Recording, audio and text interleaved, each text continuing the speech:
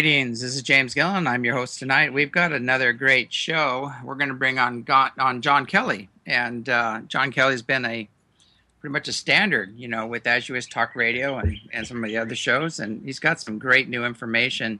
I wanted to cover a few little things first and talk about the Shaka movement here in Hawaii, where there's a massive movement right now to create a moratorium on GMOs and hold back this craziness going on here on the island. Some of the islands here, the Monsanto is just decimated, with their chemicals and GMOs and everything else. And, the people are getting sick, the school children are getting sick, the excessive spray. I don't know how many combinations of sprays they're using to test out all their products. But it's been a real mess here. And so there's a major movement, the Shaka movement. I think it's shaka.com if you want to check it out. And I've been involved in that program and getting the word out. And it looks like they're going to create a moratorium and just shut it down and just say, okay, until you can prove this is safe, you can't continue. And they have all the evidence proving that it isn't safe. So they have, all of the rats full of tumors. They've done all the research, and they have exactly why they're full of tumors and the prions and all the little creatures that were created due to this insane effort to totally dominate and control nature. And basically, when you get down to it, it just looks like a genocidal program when you get down to the research and look at it. It looks like they are willing participants in the death of millions of people, in the long run. So I know it sounds harsh, but that's the deal, and so check out who's investing in the GMOs, the chemtrails, and all the other little programs out there. And maybe it's time to stop worshiping these people and take them to task for what they're doing. There's a lot of other things unfolding, but I'm not going to go there. I just wanted to talk about that because it's a very important topic to my heart and to so many others. Living on a retreat center where we try to do everything as natural and close to the earth as possible, between the GMOs and the sprays and the chemtrails and all the others going on. It's making it harder and harder to just grow your own food and keep the environment pure and safe, and the water's clean, and etc. So with that being said, I want to welcome John on the show. John, are you with us? Sure am, James. Great to be with you again. Yeah, it's been a while. It has been. We're in the thick of winter. I guess spring is on the horizon. I last was on the property at the ranch in October of 2013 and collecting the last of my UFO videos from that amazing site. And there were so many exciting things that happened throughout that season. So many great times and great people and synergies, teamwork. Happening not only on the Field of Dreams, but in the conference hall, in the kitchen, and all the casual conversations that happen on site when like-minded people get together and share and explore together. Oh yeah, and some of that footage, I know there's a lot of people from Japan here, and Greg Sullivan with JSETI has brought another group here to Maui. And for those who don't know, I'm in Hawaii right now on the island of Maui. And so I apologize for all the bird singing and all the external noise. But the thing about Maui is they don't really have a lot of windows. They use a lot of screens. And so that's just the way it is over here. But you're totally, communing with nature. And I'm looking out to a beautiful little jungle. And it's full of birds that come to listen to the show, it seems like. Because every time we start to do the show or do clearing work, they all show up and start singing. So it's a good backdrop anyway. But, one of the things that they keep bringing up over and over is that footage and I'm not sure if I know you cataloged it, and I don't know if you filmed it or I filmed it, when that one ship flew over the Japanese group and powered up. And then I told him, I said, well, call on them again, ask them to power up. They'll do it again. And then it powered up again the second time. Yeah, I think that I immediately, in my immediate recall, there is some footage that I've published on my YouTube site that shows you in real time predicting a power up incident, and it is when the Japanese audience is in attendance on the field. You instruct them to pay attention that the object will power up, the object that's being tracked at that moment, and in fact, it does power up, much to everyone's amazement, Yeah, surprise, and we're wonder. getting a little feedback for some reason. I don't know why, but we'll just continue. Okay, Yeah, so yeah, concerning the topics. yeah, I'm hearing you clearly. Is there echo or something on my side? Yeah, a little bit of echo, but I think it'll be okay. All Um, right. I know you wanted to talk about Edward Snowden and the government troll handbook and a few other things that tonight. So we might as well just get into it. So what's new in the world of Edward Snowden? Well, my column, the Vancouver UFO Examiner, has run a series of exploring the Edward Snowden disclosures, the leaks, the alleged files that he apparently stole from the NSA, and all of the uproar and controversy surrounding this case. Now, the unique angle that I brought to the story, unlike pretty well every other reporter in journalism, is that I studied the testimony of Edward Snowden on two of his broadcast interviews, one that was released via the Guardian newspaper and the other on North German television, NDR.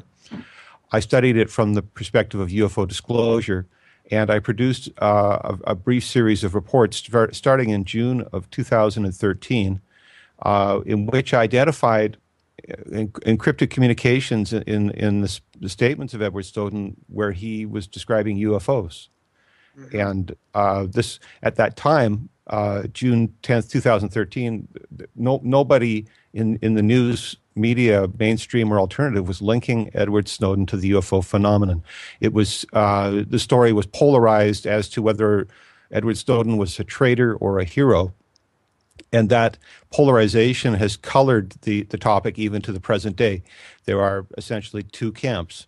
One camp that vilifies him as a traitor who's betrayed the secrets of the United States to the enemy, so to speak.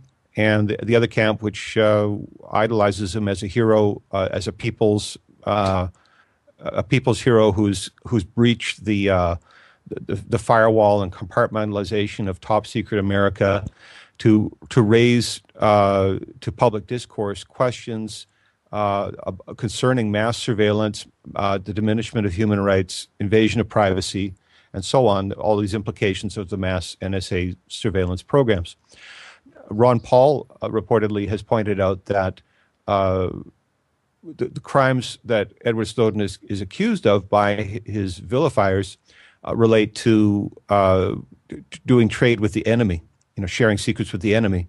But in a de facto sense, what Edward Snowden has really done, and I think many people agree, is he simply took the NSA secrets and shared them with the public. And so by vilifying Edward Snowden in such a way that is stating that he's doing, he's trading with the enemy, it really characterizes the American public as the government's enemy in that sense. And so the rhetoric is quite twisted and the themes are quite deep. But really, my reporting in some ways does not attempt to address the question of whether or not Snowden is a hero or a villain, in as much as I'm more interested in simply trying to understand what possible insight he could shed on the UFO phenomena. And as I said in a title or an article entitled "Prism Mining UFO Data Targets False Flag ET Invasion as Pretext to Space Wars," I reported on my analysis and interpretation of Edward Snowden's remarks to the Guardian newspaper that were videotaped in Hong Kong last year, in which I deciphered a comment which I claim it was unconscious communications on his part and involuntary disclosure concerning UFOs in that moment when he was discussing security and safety issues pertaining to his case. I thought this was quite remarkable.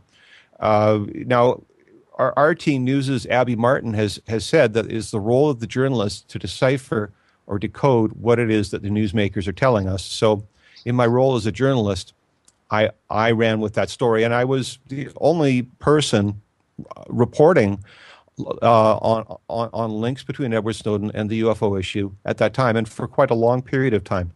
Subsequently, several things happened. One is I went to the Guardian newspaper during their live Q&A session online on July 17th of 2013 to ask Edward Snowden about the then internationally syndicated news article that I'd written discussing his potential concerns about mass data collections of UFO information from people talking about it on their cell phones or over Skype or on Facebook in the interests of building a case for a false flag ET invasion scenario, not unlike the one that was reportedly described by Dr. Wernher von Braun, the famous NASA space rocket scientist, who told his colleague, Dr. Carol Rosin, in the 1970s, as her testimony indicates, that he had anticipated several waves of false flags that would be foisted over the public in the interest of amassing a police state and diminishing the rights and freedoms of people in what was intended to be a democracy at one time.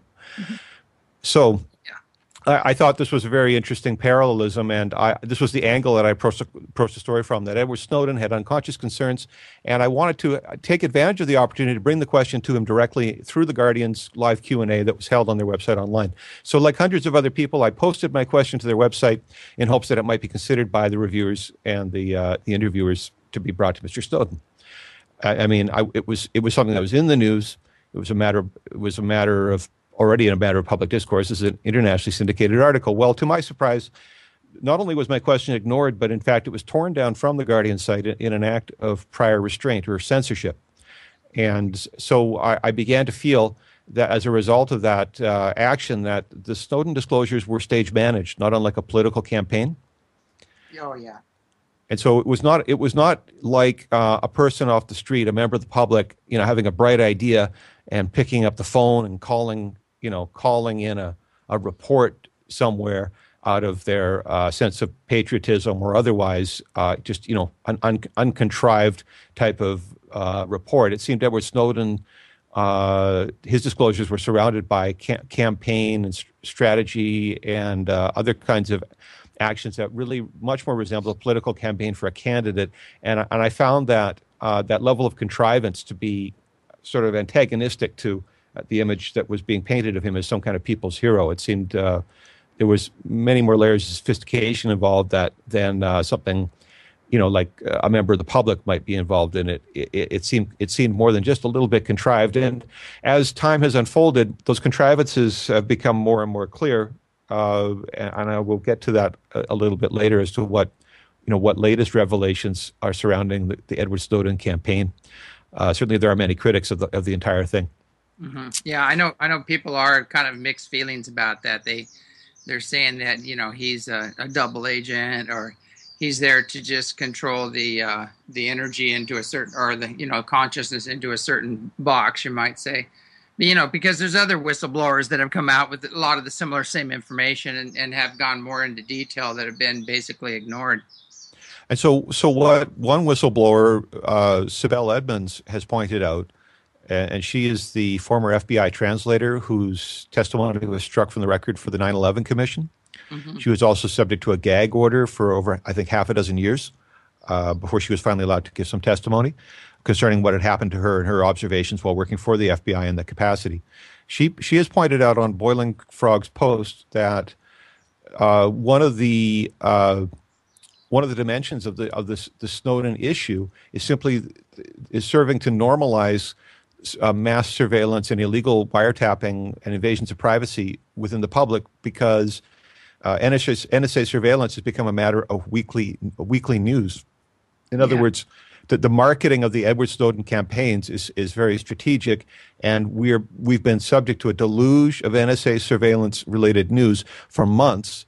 And one of the understandable consequences of such exposure on a mass public level is simply that we're becoming accustomed to the idea that we're being spied upon, and that it is becoming normalized as just a part of everyday life in North America. These are now accepted as normal conditions due to the mass marketing of these ideas through this piecemeal disclosure.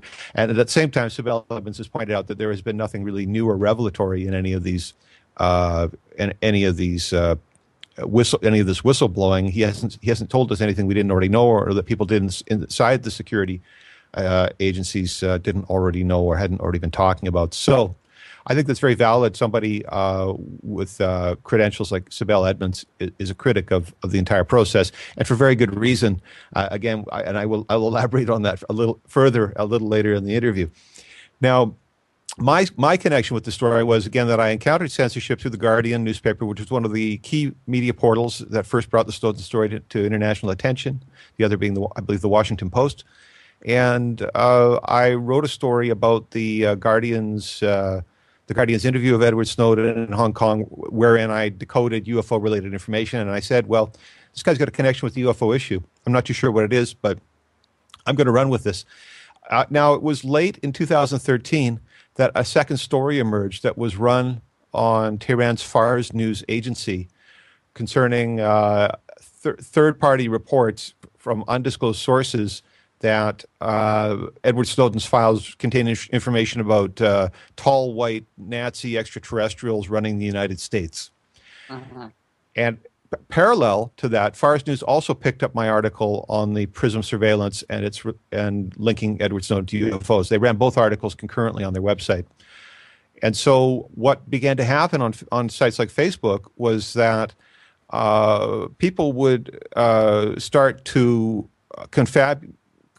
confabulate or confuse, either willfully or by mistake, my reporting with this unsubstantiated, unfounded report concerning tall white alien Nazis running the United States, based on unnamed third-party sources. It was obviously next to garbage in terms of news, but that report became an instrument for attacking my reporting on sites like Facebook. And I also learned that particular report was used as a propaganda instrument in inflaming anti-Iranian sentiments on major news sites, major news television channels like Fox News. Fox News, Huffington Post, many other news outlets ran with that Fars News story, which has really no credibility. It's based on undisclosed anonymous sources. They're talking about documents that no one has seen. It's really garbage as far as news. Whereas I was running with evidence-based reporting.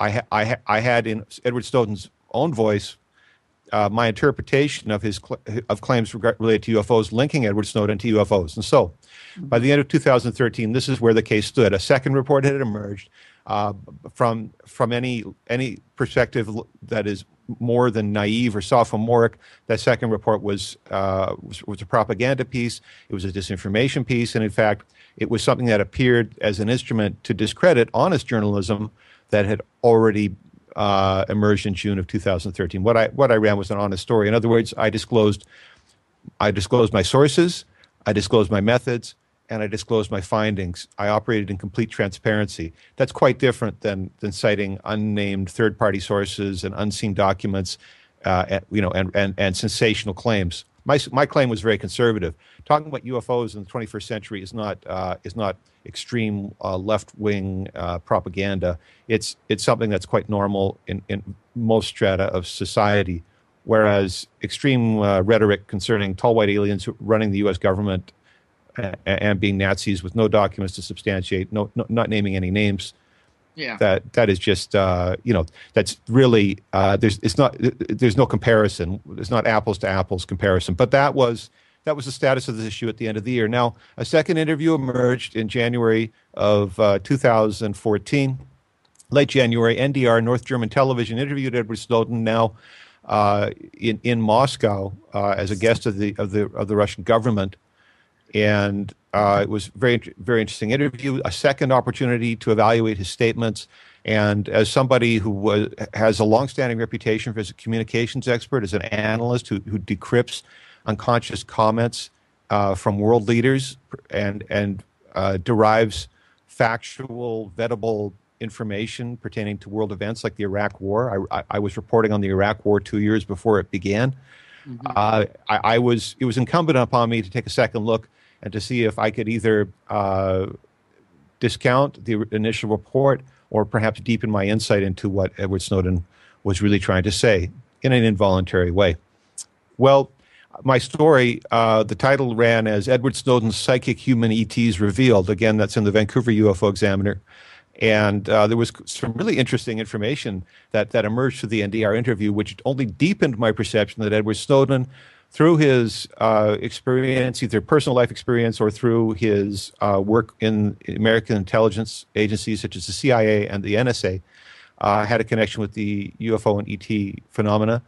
And I found three messages that I thought were meaningful in that second interview. One of which stated, "Knows an alien, variable alien, we leave with it."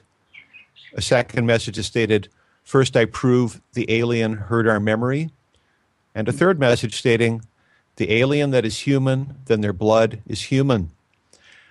And so, having gone into the second interview with an understanding that Edward Snowden had some connection to UFOs, I found myself with three sets of communications now that were all talking about extraterrestrials, using the word alien.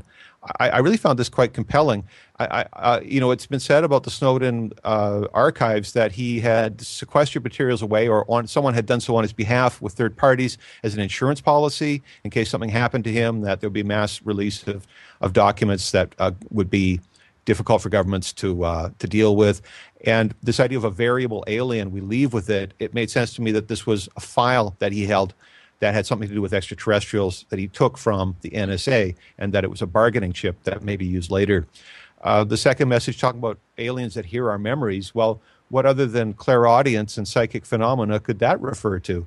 Psychic extraterrestrials, aliens that hear our memory. I thought that was very compelling. And of course, James, I know you're very sympathetic to this idea of being in such rich contact yourself, and precognitive contact that you demonstrated repeatedly for all of us so many times. And thirdly, this alien that is human with human blood. This was remarkable to me in the sense of considering possible medical testing,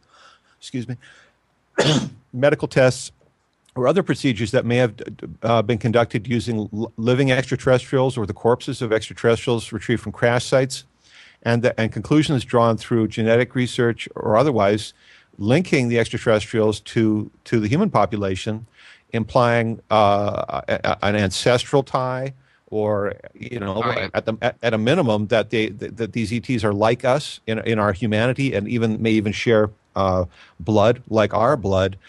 So removing the extraterrestrial from the little green man realm into a human-like realm, or something that we can relate to. I thought this was quite compelling, and based on existing testimony, allegory, or what other evidence exists in the UFO community, all of these themes lined up. It seemed to make a lot of sense. There were three distinct messages, and it also fit into what I wrote about as the Mineta standard, which is the rule of three that was invoked by the Secretary of Transportation and Presidential Medal of Freedom recipient, Norman Mineta. He told the 9/11 Commission, when he was talking about ceasing all air traffic over the United States on September 11th, 2001, he said, "When you see one of something happen, it's an accident." So in terms of what I was reporting, if I only had one message, who's to say that there's anything more to it than just surely a coincidence, an accident? He further stated, when you see two of the same thing happening, it's a trend. Well, as I began to accumulate messages in my study related to this, I was identifying what appeared to be an emerging trend in the communications of Edward Snowden. But Norman Mineta really capped it off when he said, finally, when you see three, it's a plan. Well, there's something intelligent going on. The rule of three informed Norman Mineta's decision as the Secretary of Transportation for the United States to cease all air traffic on that day. That was his waypoint, his reference point as a professional, as a high-level professional in the George W. Bush administration at the White House. He was calling shots on a national level for a multi-billion-dollar air transport industry where tens of thousands of people, if not more, their lives were at stake. I mean, professionals making transportation safety decisions based on the rule of three tells me that that's sound grounds for reasoning for that is applicable to other types of decision making. And so, by presenting three alien-related messages, all derived from different vocabulary, in the testimony of Edward Snowden given to North German television NDR from Moscow in January 2014, I really felt it complied with that Mineta standard. We had three examples. It was certain that something intelligent, some intelligent planning, some kind of program was involved that brought Edward Snowden to disclose these things, and in such an involuntary way.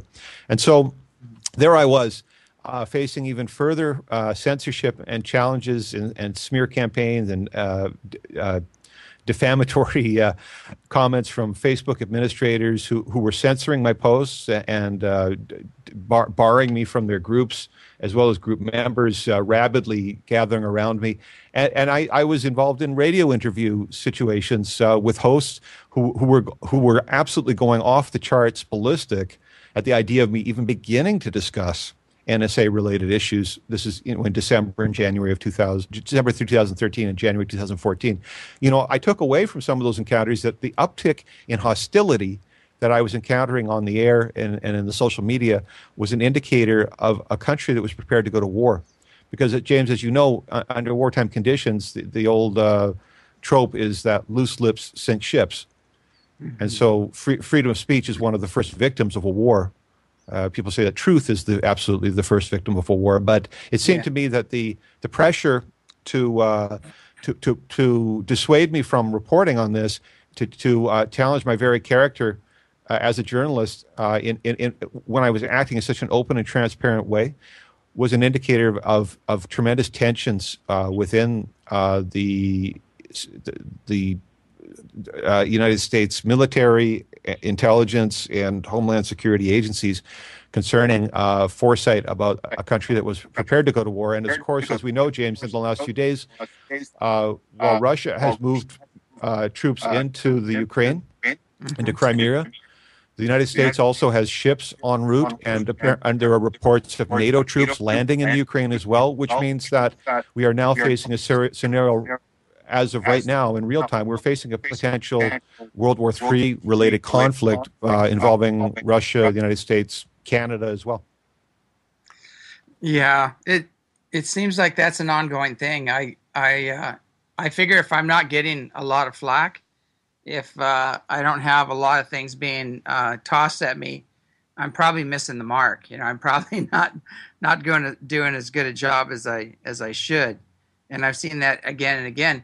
And it's amazing right here over in Maui. I mean, I decided to do, instead of doing a vacation, there was a real strong call to do a lot of counseling work and a lot of healing work and help out with the Shaka movement, with the GMOs and the other things. And the old saying, no rest for the wicked, but it's kind of interesting. But it was ongoing. But I saw, I'm going to put a flyer out and I put a post out about the vortexes that are opening and the portals that are starting to open up, and we're just getting flooded with light and energy and higher consciousness and beings coming in and things like that. And a lot of us here were instrumental in helping that happen, working with that energy.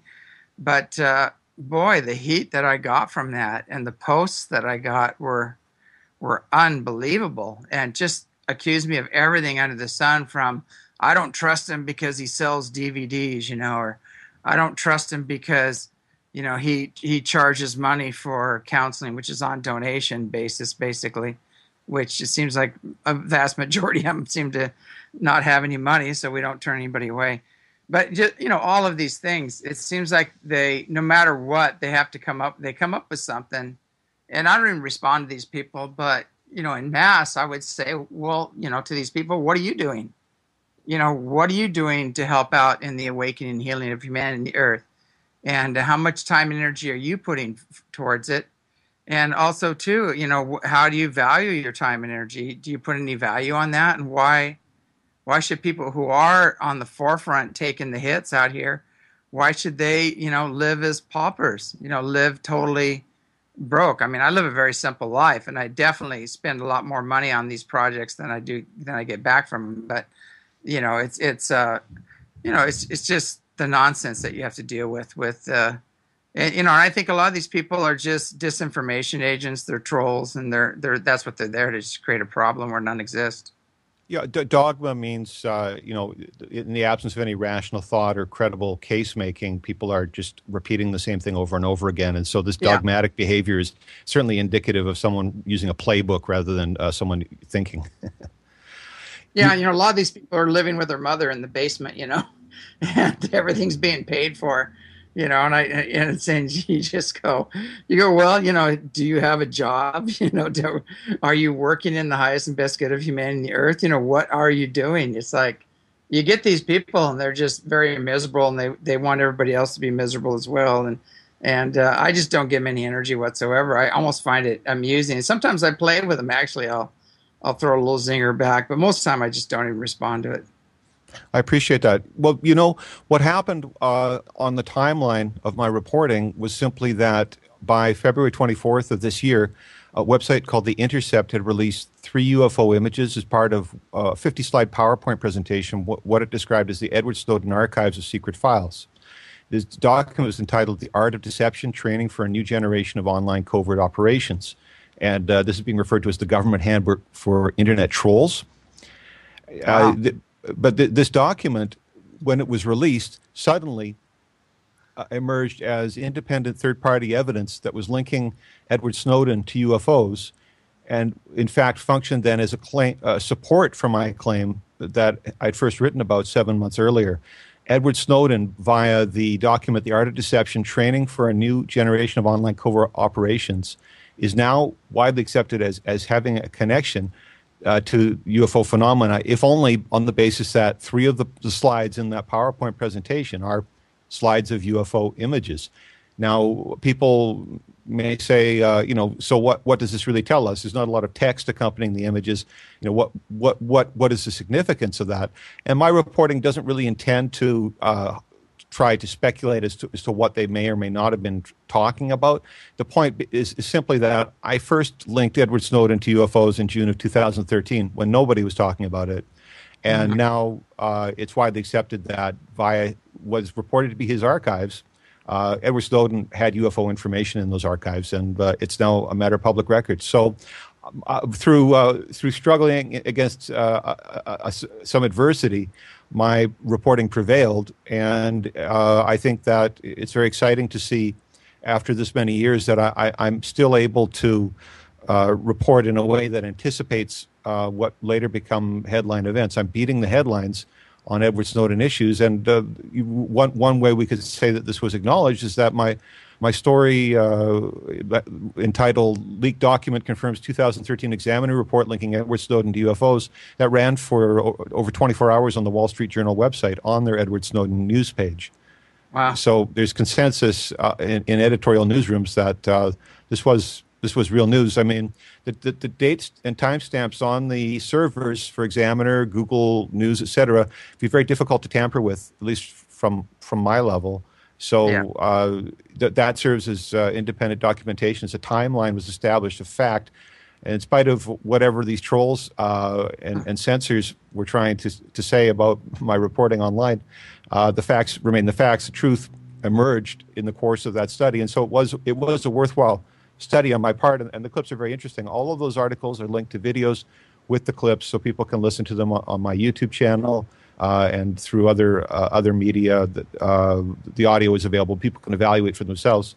But at this point, it doesn't really matter so much if people believe in the phenomena of reflection, or if there's such a thing as a mirror, or if my interpretations are accurate. It's a matter of public record that my report was issued in June 2013, linking Edward Snowden to UFOs, and now it's widely accepted that there's UFO information in the Snowden archives. Yeah. Have you noticed in the field, especially of ufology and other fields, any kind of conspiracy things or whatever? But I know ufology it almost seems more prevalent. But they have a game they're playing. It's a really good psyop game, and what it is called controlled opposition. And so you put the people in the highest positions, the largest radio shows or the largest, and they're planned opposition, and they're there to act as though they are against the government and wanting them to, come clean and do this and do that, and they really rattle their sabers, But in truth, when the real truth comes out and the real information comes out, they won't touch it with a 10-foot pole, and actually they censor it. and so they're there as planned opposition. They plan for them to be opposers and rattle their sword and everything else, but they still totally control the information, and I've seen that especially with the ESETI Ranch and UFO reporting centers and things of that nature where, you've seen it too. Thousands of people have been up there and have seen the ships and filmed them themselves, and probably hundreds of thousands now over the past 26 years. But, it's funny how with that much evidence and all the footage that you have as well that you've done there and all the articles you've written and everything else, there's still a major move to censor, this information out there, by those people that have been put into those, any PSYOPs program, a good PSYOPs program will control all aspects of the information flow. Well, a good example of this is the television show on the Sci-Fi Channel titled Uncovering Aliens. Now, Uncovering Aliens production crew was supposed to be on site at the ESETI Ranch in 2013. Mm-hmm. And they aborted their scheduled taping over what they described as an injury amongst their staff. But it's obvious that they proceeded to tape a whole bunch of episodes, which are now running on the air. And I recently vetted one of those episodes where their team went down to South Carolina to investigate reports of UFOs there. And my evaluation of that production was that they were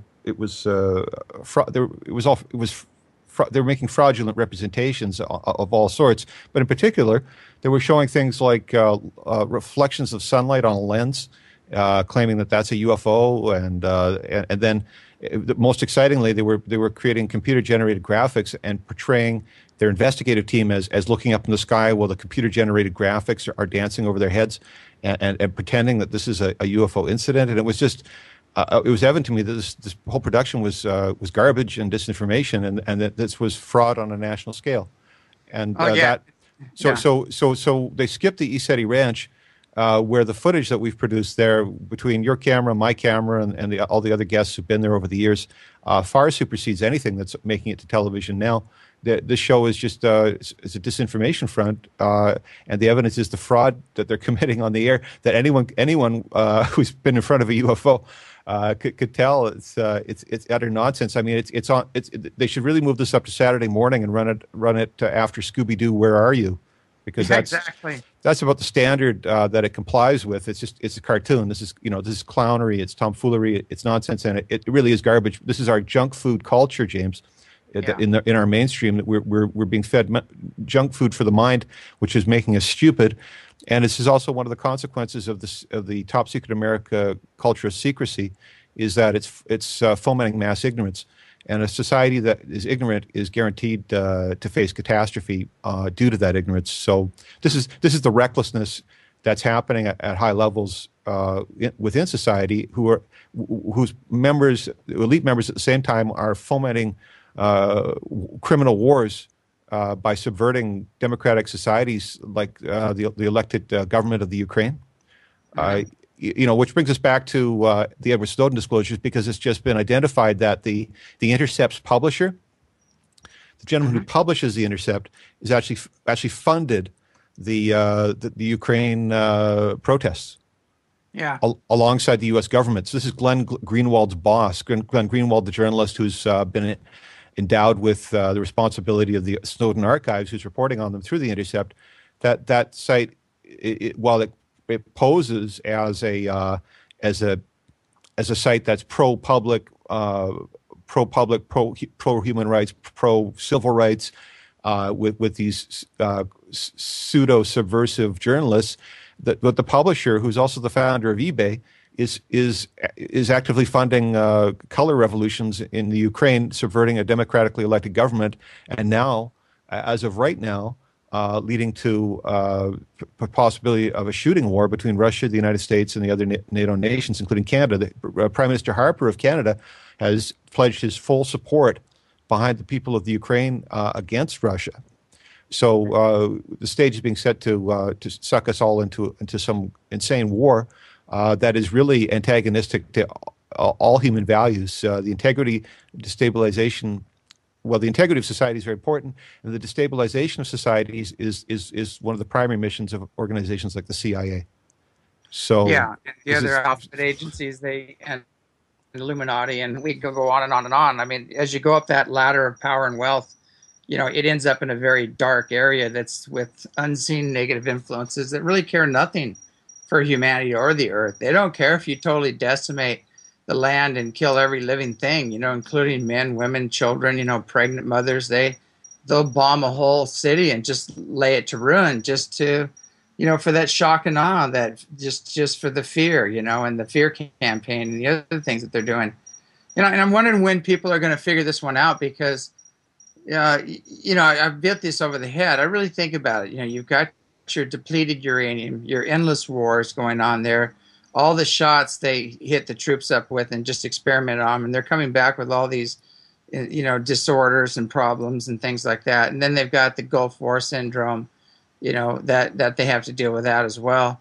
And they're just being punished on every level out there, and they're just basically corporate thugs, to steal the resources from other countries. And they're starting to figure that out right now. But you look at the GMOs, the chemtrails and everything. You go, who's in charge here? Who's running this planet? And if anybody thinks some very evolved, lovely beings are running this planet right now, I mean, they're just brain dead. I mean, it's so obvious. It's basically the war industry, the big pharma is running things, the oil companies are running things, and that's why we don't have free energy or the cures for anything. That's why we don't have peace. It's because it's all bad for business. And I don't know when people are going to finally connect all the dots and figure this one out, but I don't think we have a lot of time left to do that one. well, this remorselessness that you're describing is very characteristic of the internet trolls who are employed as operatives in Top Secret America. Top Secret America, according to the Washington Post, employs 750,000 people in the various agencies, and there's a very substantial number of them are working in cyber warfare, information warfare, online, in the social networks. A Canadian study titled "Trolls Just Want to Have Fun" that was produced by psychologists. I think it was the University of Manitoba.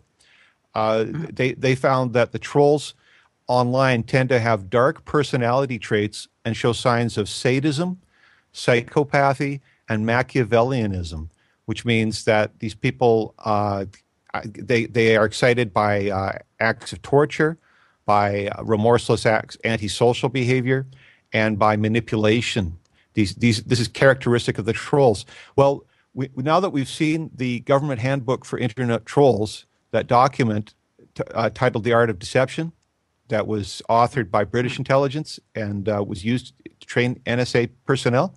Now that we've seen the government is training trolls, online trolls, we can recognize that those institutions, the human resources departments, are actually profiling the candidates based on the propensity for psychopathy, for sadism, for Machiavellianism. This is a candidate profile for a suitable hire in a position of a government-sponsored internet troll. So the trickle down of the psychology, that sick psychology that foments criminal wars and leads to incidents of illegal kidnapping, illegal torture, the horrors that are done under the fog of war that are committed against human rights on a wide scale, that have been committed by all of the powers. I mean, Russia has an atrocious human rights record in the war against the Chechens. I mean, they were mutilating people in internment camps and torturing them intentionally as an act of war against the population to injure the future generations through sadistic and what were described as satanic ritual acts against predominantly Muslim population. So this sickness isn't just in North America, but the better angels have to prevail in all societies. The good people of Russia, the good people of the Ukraine, the good people of the United States, the good people of Canada have to become active and get excited about upholding ideals and values in a culture where everything is slipping and sliding and where the social pressure is pushing and promoting sadism, psychopathy, and Machiavellianism. which are really irredeemable and undefensible values by any standard. But I say the human resources departments and these intelligence agencies are hiring based on those characteristics. These are becoming conditions of employment. If you can demonstrate that you're a sadist, if you can demonstrate that you're a psychopath, if you can summon Machiavellian manipulative behavior on a regular basis, then you may have a future career working for the NSA. Yeah, and that that's it's a pretty sick society, not in the good way, but the yeah, it just to me, I was really looking at we're talking about that problem with Snowden, and like is he this huge debate, is he the good guy, is he planned opposition, is he a shill, what is he, everybody's going over that, and I go well, let's just get down to basics, what about the Fourth Amendment, your right to privacy, was that subjugated? Was that totally trampled? What else do we have to know? All this other stuff is just smoke and mirrors.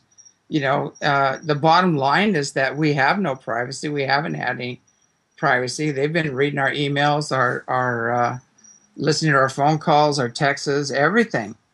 And I've known that for years. I always they block out my emails. I don't get them for days sometimes, and I have to send a message, an email out saying, please, can you alphabet agencies share, can you share? You're tying up my line, and please send my emails back to me in a timely manner. All of a sudden I just get loaded with all these emails come in, some 3 days late, and things like that. So it's kind of hilarious. It's like, when they know you're looking at them, all of a sudden everything comes through really fast. But it's just ridiculous. I mean, what's the point? Why don't they just go out and, put a garden in, or build something or do something conscious or, something towards the awakening healing process? Why? What kind of consciousness would put all their time and energy into these just, insidious programs? Well, one of the indications is that these people are simply too lazy to go find something better to do with their time.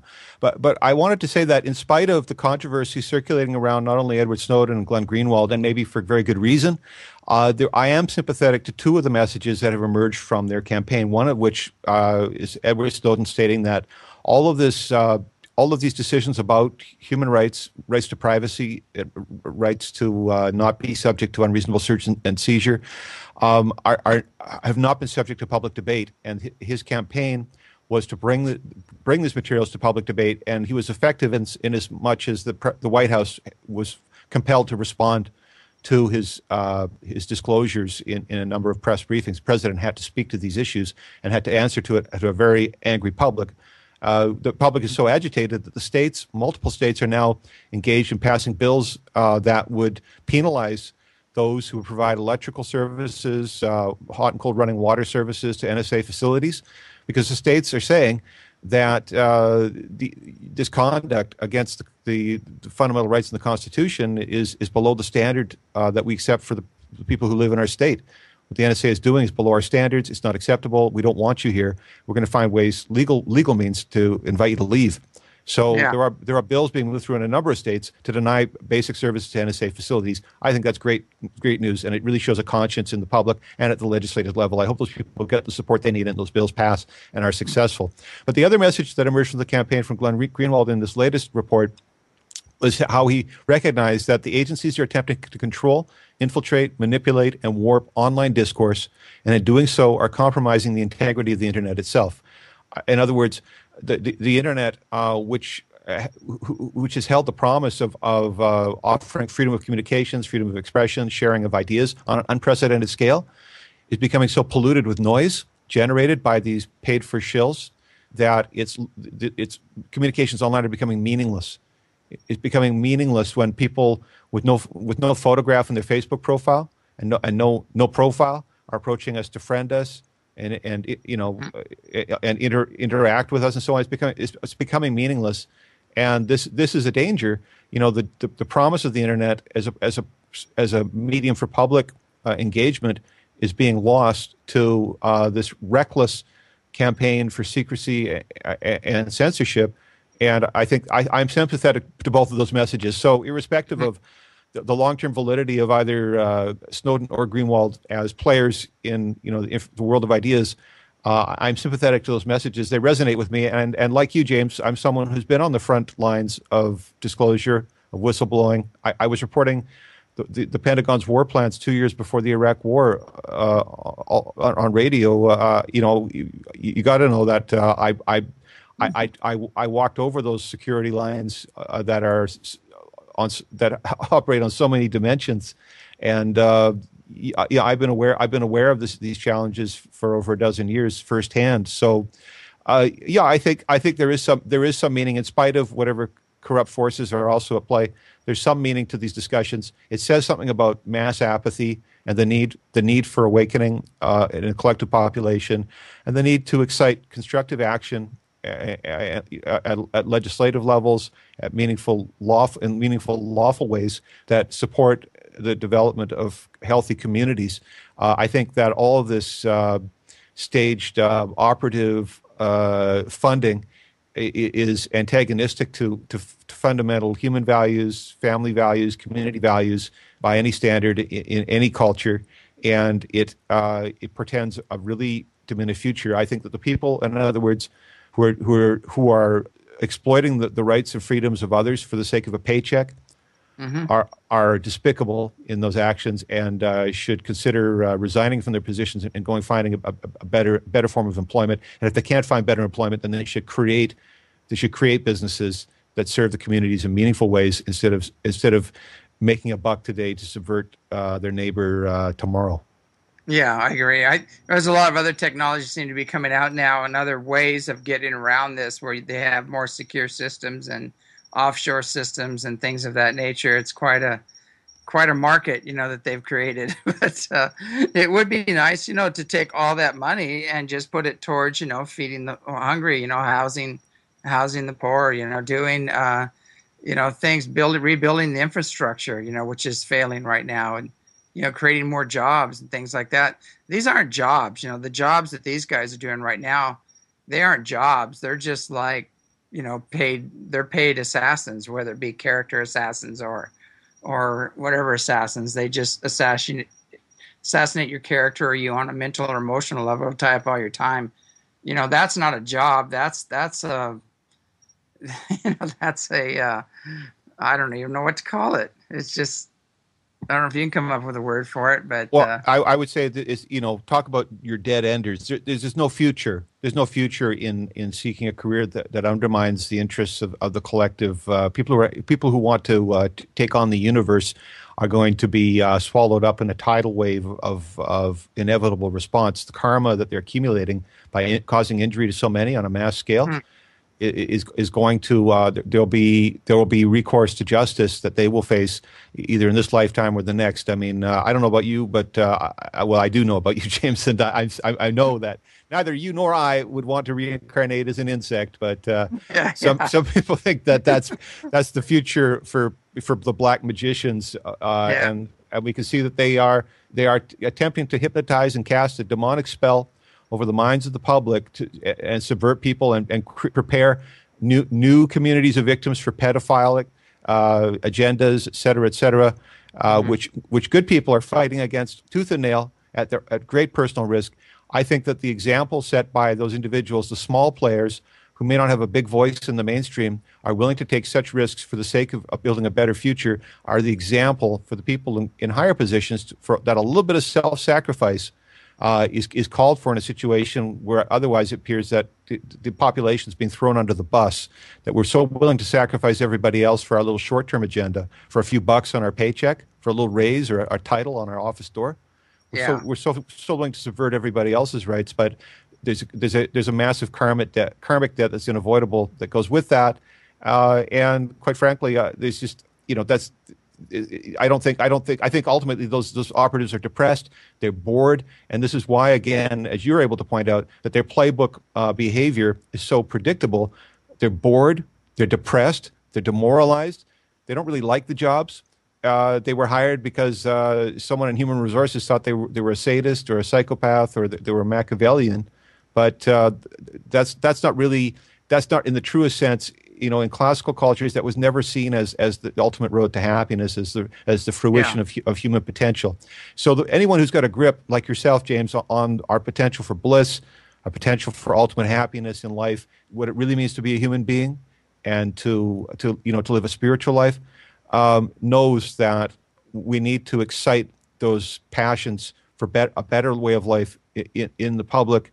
And I only hope that we have enough time, given the clouds of war that are fomenting around the world between the major players. I hope that we have enough time to realize some of those ambitions in our lifetimes. I hope that we, as a society, can really begin to fulfill our potential and overcome the burden of these terrible legacies that we've been saddled with, and that we are continuing to saddle our future generations with today. Yeah. Well, it seems like, as Ezekiel said, the last great war is going to be with nature. And I think nature is going to reflect back to us, this nonsense. And there's an old saying, nature's always last at bat. We're out of time right now, unfortunately. But what's the best way that people can get a hold of you to partake of any of your resources?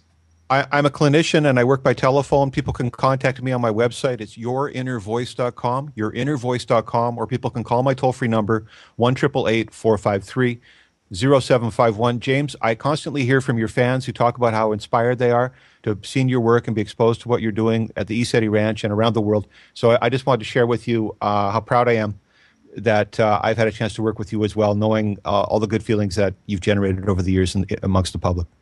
Oh, thank you so much. And I couldn't do it without, your help and other people's help, and, people holding down the ranch right now while I'm in Maui, and Nate and Jana and Nathan and everybody else that's kind of putting their butts on the line here. But anyway, again, I can't thank you enough for coming on the show. We're out of time.